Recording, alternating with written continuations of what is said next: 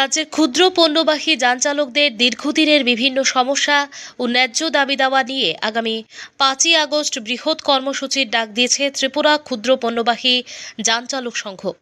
ওই দিন সংগঠনের প্রতিনিধি দল পরিবহন মন্ত্রীর সঙ্গে সাক্ষাৎ করে একটি স্মারকলিপি প্রদান করবেন।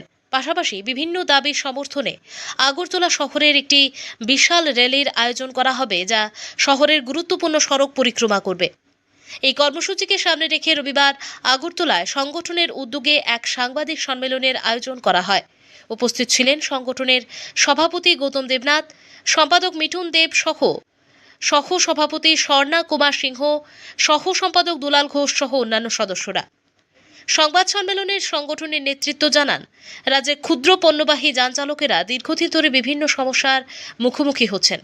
তাদের স্বার্থ রক্ষা, পেশাগত নিরাপত্তা নিশ্চিত করা, প্রশাসনিক জটিলতার সমাধান এবং পরিবহন ব্যবস্থার উন্নয়নের লক্ষ্যে সরকারের কাছে একাধিক গুরুত্বপূর্ণ দাবি তুলে ধরা হবে বলে জানানো হয়। নেতৃত্বের দাবি, চালকদের ন্যায্য অধিকার প্রতিষ্ঠা ও জীবন জীবিকার মান উন্নয়নের লক্ষ্যে সংগঠন ভবিষ্যতেও ঐক্যবদ্ধ আন্দোলন চালিয়ে যাবে। একই সঙ্গে রাজ্যের বিভিন্ন মহকুমার সকল ক্ষুদ্র পণ্যবাহী যান চালকদের 5ই আগস্ট আগরতলায় উপস্থিত থেকে কর্মসূচিকে সফল করার আহ্বান জানানো হয়েছে। আগরতলা প্রতিনিধির রিপোর্ট, প্রতিদিন ত্রিপুরা। পণ্যবাহী যান চালক সংঘ ত্রিপুরা প্রদেশ সভাপতি গৌতম দেব।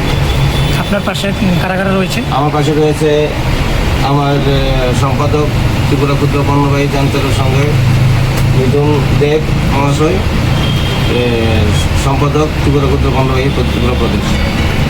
পাশাপাশি রয়েছে আমার আর্থিক সংগঠনের ইলেকট্রিক ই রিক্সার সম্পাদক অমর।